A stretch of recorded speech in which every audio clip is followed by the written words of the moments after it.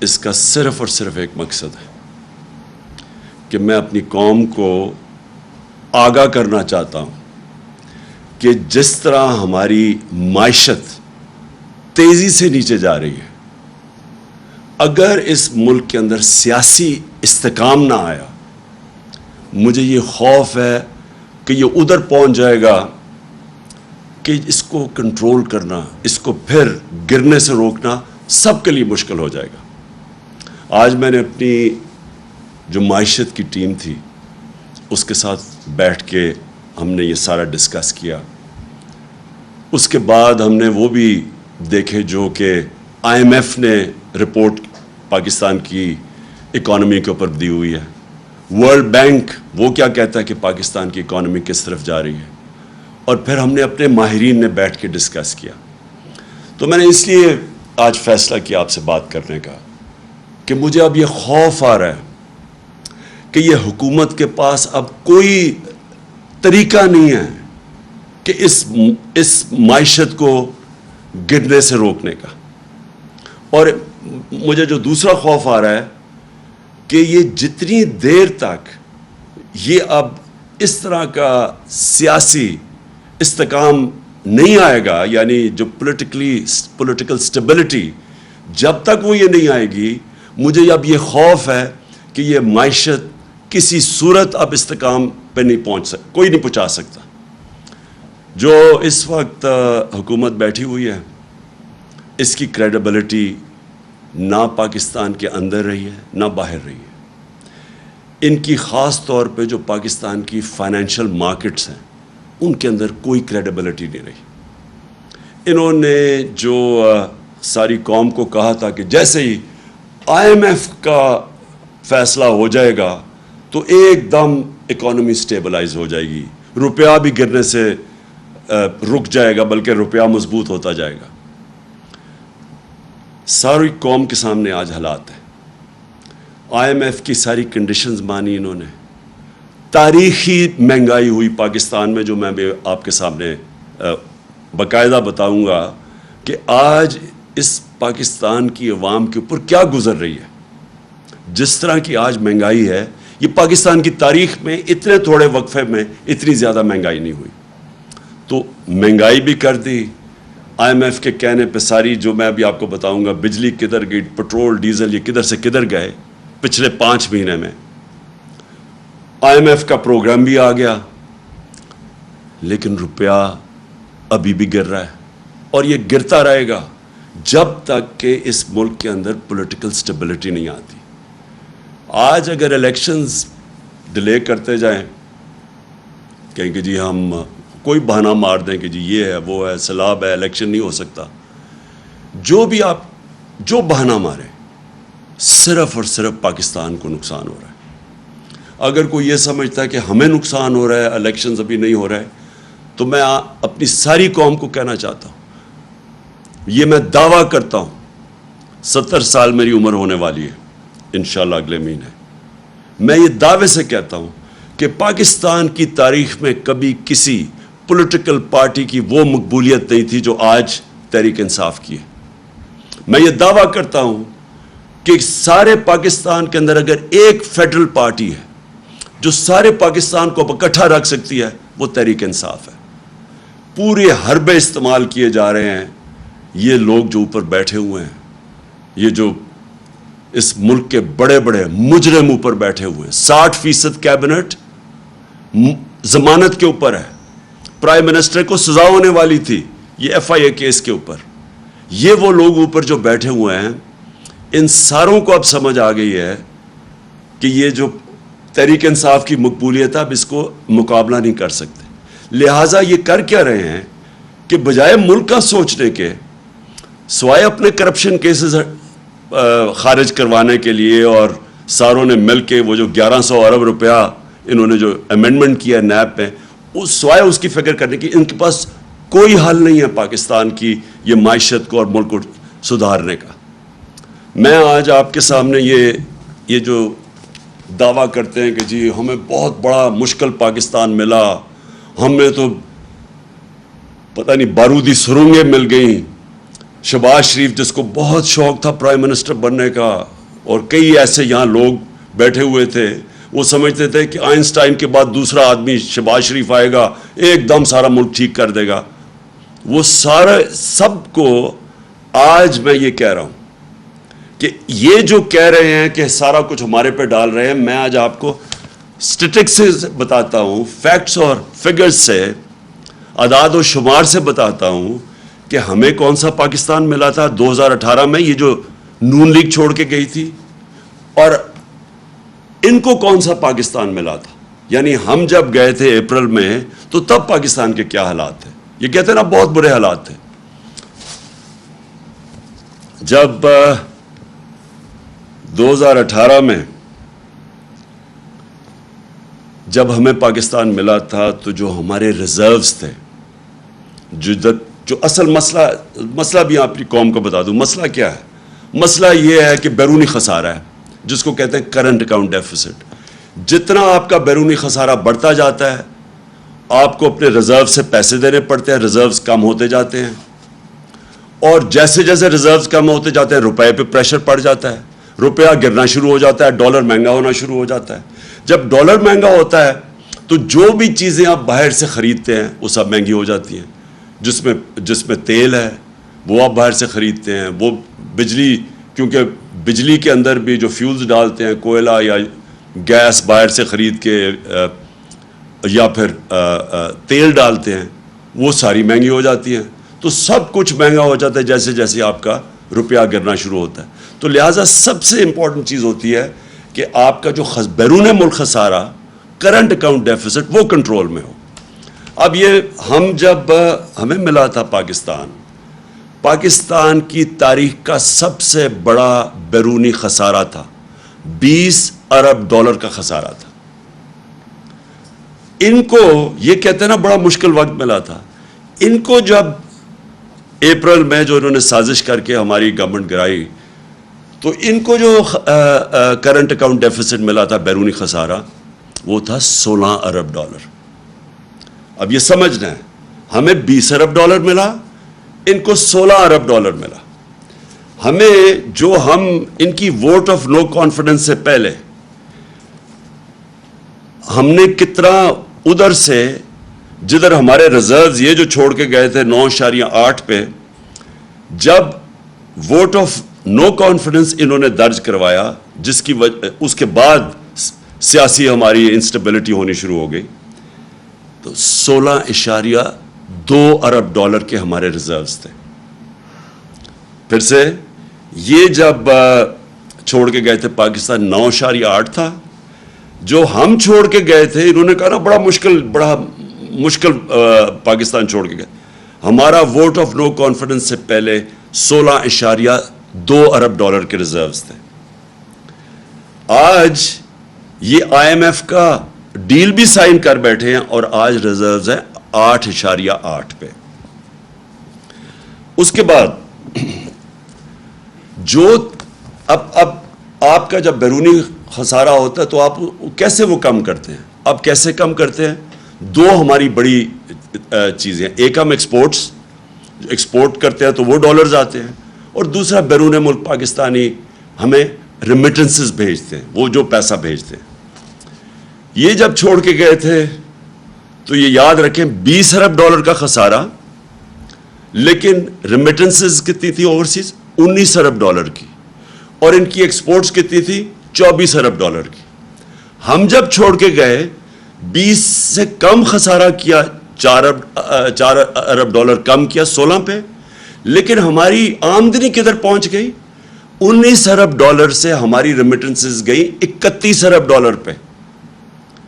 12 अरब dollar की हमने मजीद और आमदनी की, यानी हमारे पास ज्यादा पैसे किए अपने ये कर्जे वापस करने के लिए। और दूसरा, हमारी एक्सपोर्ट्स ये 24 अरब पे छोड़ के गए थे, 32 अरब डॉलर पे हम एक्सपोर्ट्स लेके गए। तो हमने मुल्क में ज़्यादा डॉलर्स भी लेके आए और हमारा खसारा भी कम था। मैं ये इसलिए कह रहा हूँ कि बार बार प्रोपेगेंडा किया जाता है जी बड़ा मुश्किल हमें मुल्क छोड़ के गए। ये वो मुल्क छोड़ के गए थे, हमारे लिए इनसे ज़्यादा मुश्किलात थी। ہم نے وہ ملک ہمیں ملا، پہلے تو خسارہ سب سے بڑا، اس کے بعد ہم نے وہ سٹیبلائز کیا، اس کے بعد کرونا آ گیا. 2 سال کووڈ-19 دنیا کا ایک صدی کے اندر ایک دفعہ اتنا بڑا بحران آتا ہے. 2 سال ہم اس بحران سے بھی گزرے. ہمیں یہ اب سیلاب کا ان کا بحران آیا ہوا ہے، یہ جو خاص طور پہ سندھ میں اور خیر سارے قوم کا ہے اس وقت مشکل وقت سے، لیکن ذرا ان کا اب رسپانس دیکھیں اور ہمارا رسپانس دیکھیں. جو ہمارا کووڈ-19 کا بحران آیا تھا، دنیا نے اکنالج کیا کہ پاکستان وہ 3 ٹاپ ملکوں میں تھا جس نے سب سے بہترین اتنا بڑا کرائسس کا مقابلہ کیا. ہم نے کیا کیا انسینٹیوز دی، ہم نے کیسے اپنے لوگوں کو ان کا روزگار بچایا، ہم نے کیسے کنسٹرکشن انڈسٹری کو انسینٹیوائز کیا، ہم نے کیسے بڑی کمپنیز کو قرضے دیے تاکہ وہ لوگوں کو بے روزگار نہ کرے. سارے برِ صغیر میں جس ملک میں نے سب سے زیادہ روزگار دیا کووڈ-19 کے بعد وہ پاکستان تھا، اور یہ ورلڈ بینک کی رپورٹ ہے.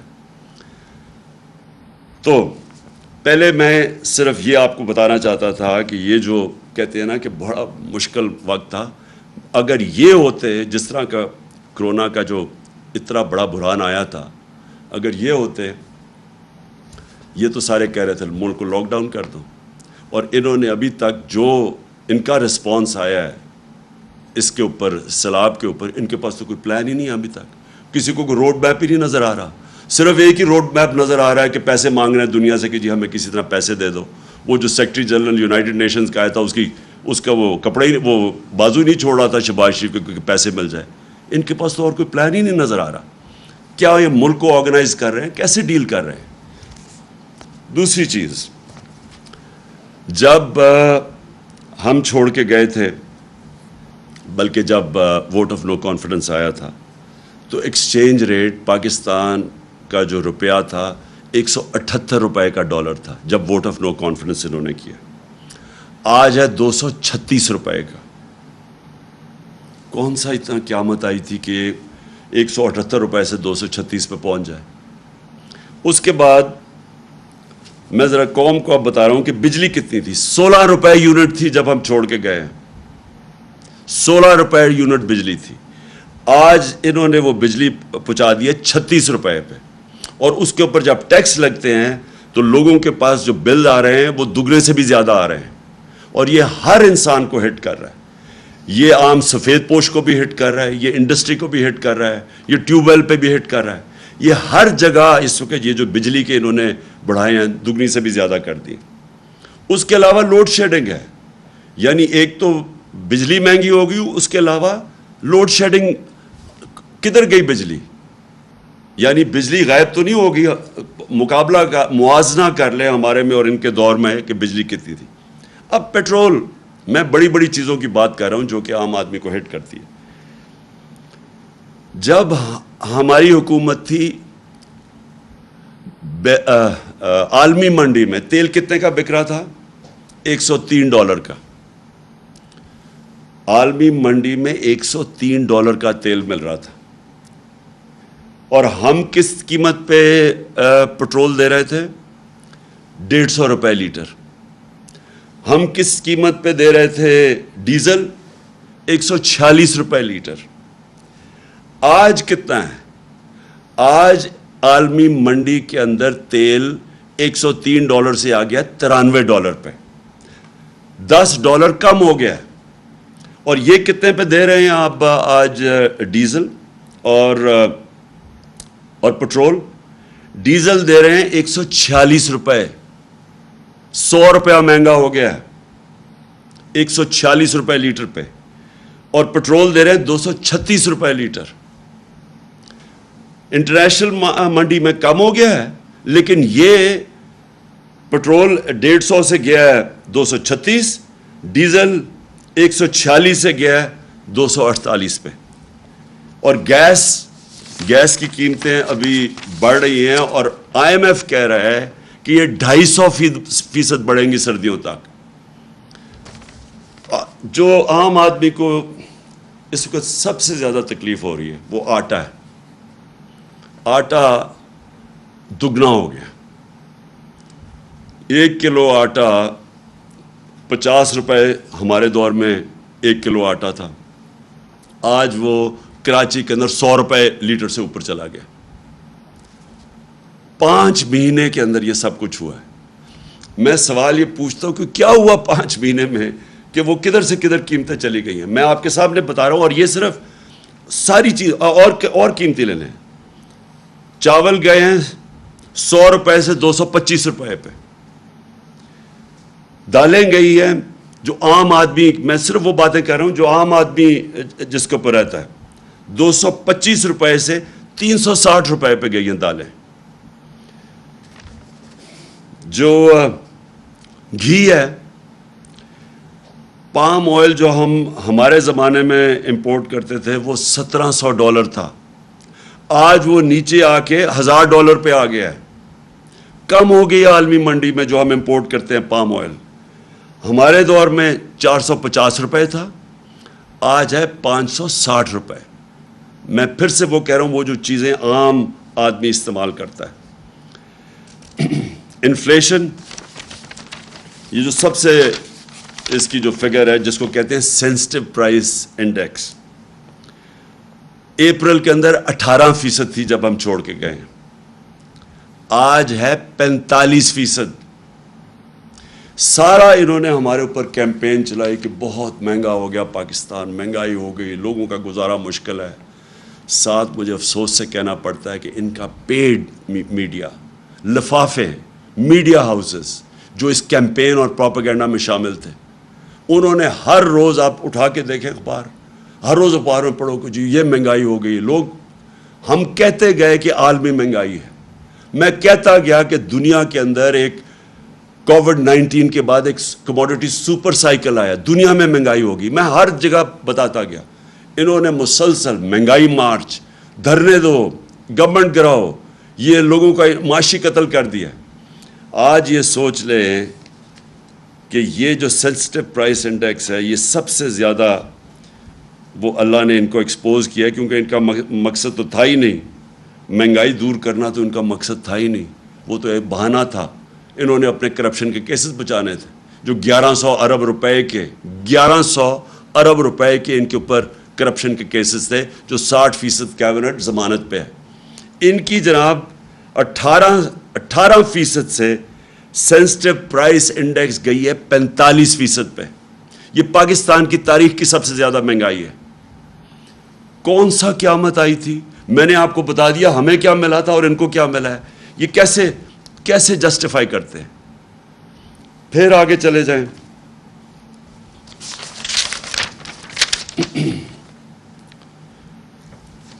एक तरफ महंगाई बढ़ रही है, दूसरी तरफ इकॉनमी कॉन्ट्रैक्ट कर रही है। मतलब ये कि जो हमारा 17 साल के बाद हमने उस जगह से मुल्क जो इधर छोड़ के गए थे, उधर से निकाल के हमने जो पाकिस्तान की जो रेट थी, ग्रोथ रेट थी, जो दौलत में इजाफा था, जिसको ग्रोथ रेट कहते हैं, हमारे आखिरी 2 साल में 5.6% और चौथे साल के अंदर 6%।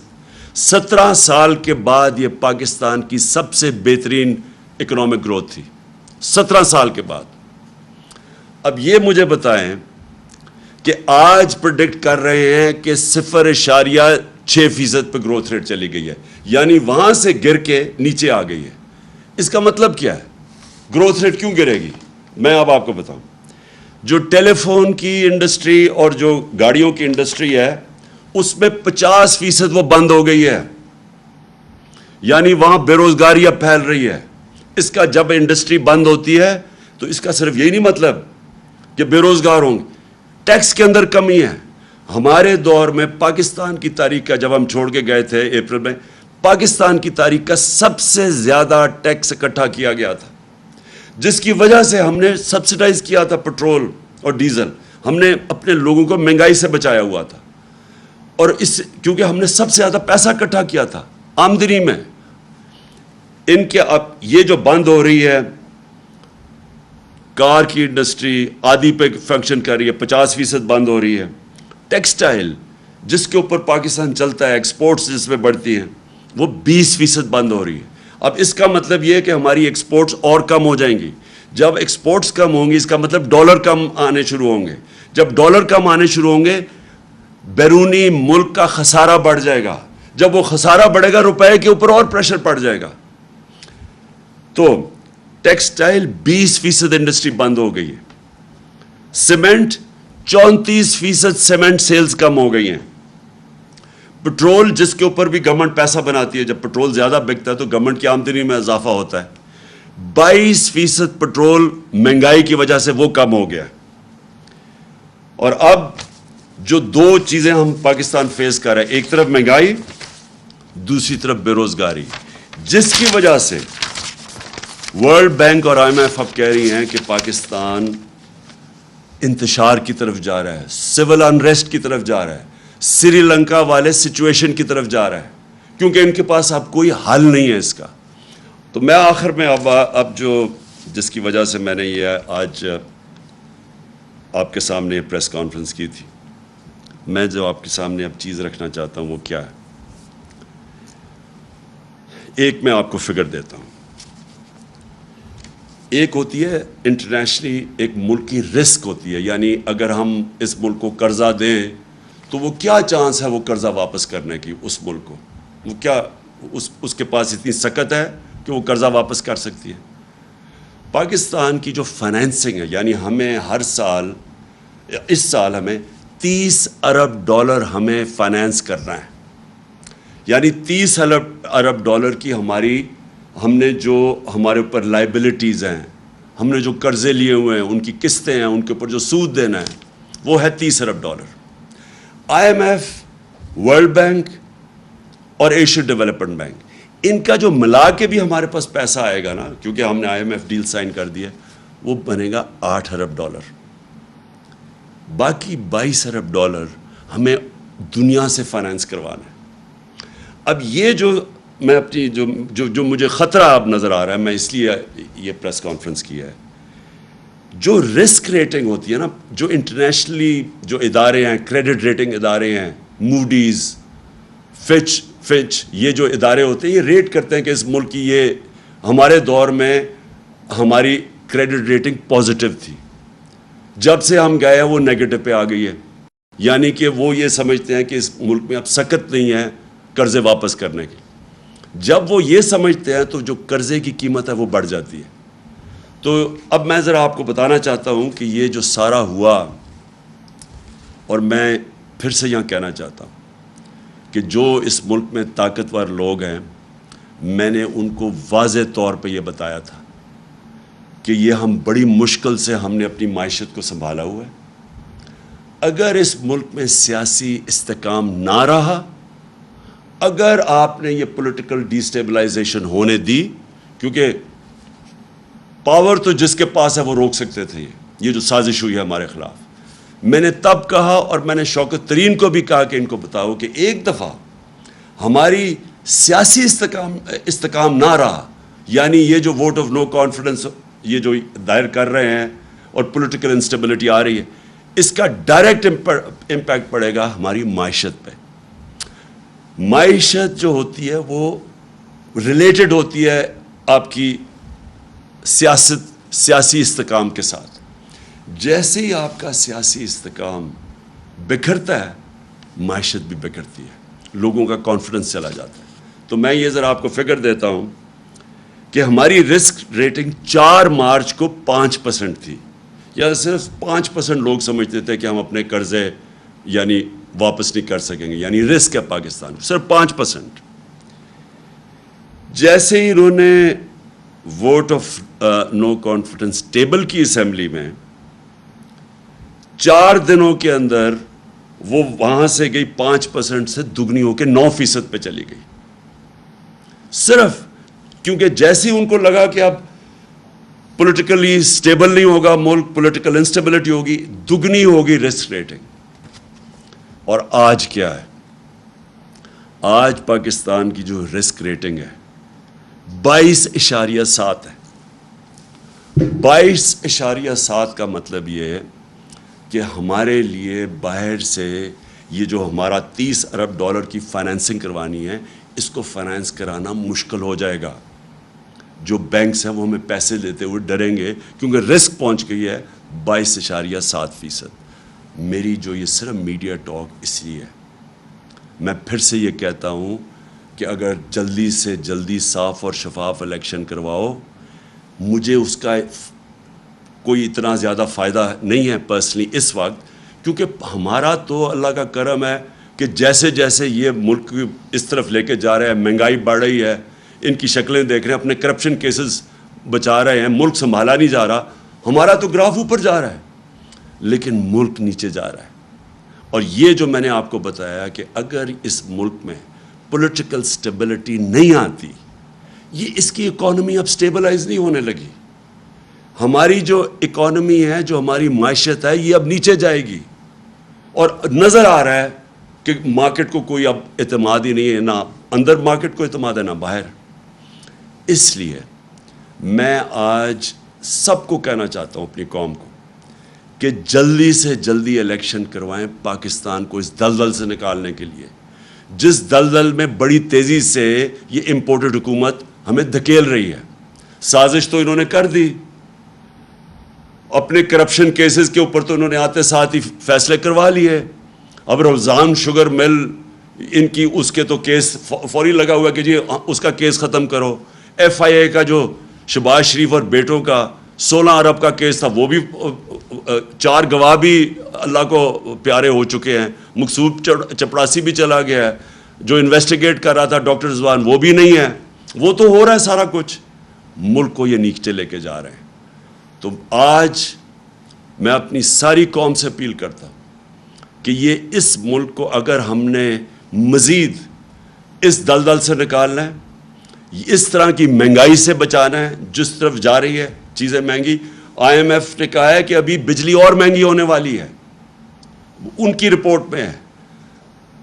ہم نے اپنے ملک کو انتشار سے بچانا ہے. فوری طور پہ صاف اور شفاف الیکشن اناؤنس کیے جائیں.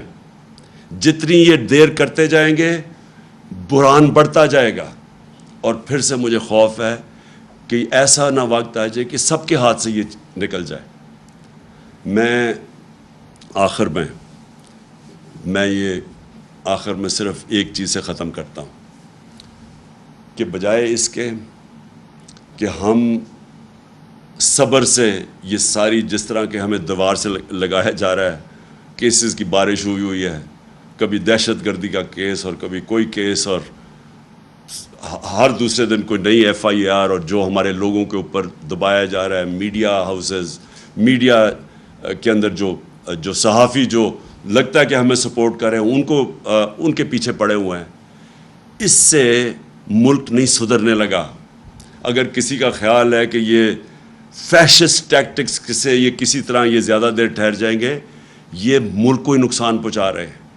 کوئی نہیں روک سکتا اس ملک میں انتشار کو اگر اسی طرح یہ چلتے رہے. اور میں دیکھ رہا ہوں جس طرح دیوار کے خلاف لگایا جا رہا ہے. میں آج صرف اس چیز پہ ختم کرتا ہوں کہ یہ زیادہ دیر اب ہمارا صبر نہیں رہے گا. اگر یہ اسی طرح چلتے رہے اور ملک کو اسی طرح نیچے لے جاتے رہے تو ہمیں پھر ایک کال دینی پڑے گی اپنی عوام کو. پاکستان پائندہ باد.